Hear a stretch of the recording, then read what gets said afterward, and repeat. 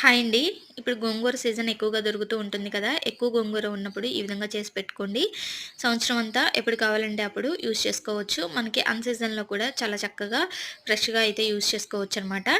గోంగూరని శుభ్రంగా కడిగేసి వాటర్ ఏమీ లేకుండా ఆరబెట్టేసుకోవాలి. ఇలా ఆరిన గోంగూరని చిన్న చిన్న ముక్కలుగా కట్ చేసేసుకోవాలి. చూసారు కదా! ఈ విధంగా చిన్న చిన్న ముక్కలుగా కట్ చేసేసుకొని స్టవ్ మీద పాన్ పెట్టేసుకొని చిన్న ముక్కలుగా కట్ చేసిన గోంగూరని వేసుకొని వేయించుకోవాలి. దీనిలోని ఒక స్పూను ఉప్పు, అలాగే పావు టీ స్పూన్ పసుపు వేసుకొని కలుపుతూ వేయించుకోవాలి. మూత పెట్టకుండా వేయించుకోవాలి. మూత పెట్టారంటే నీళ్ళొచ్చేస్తుంది.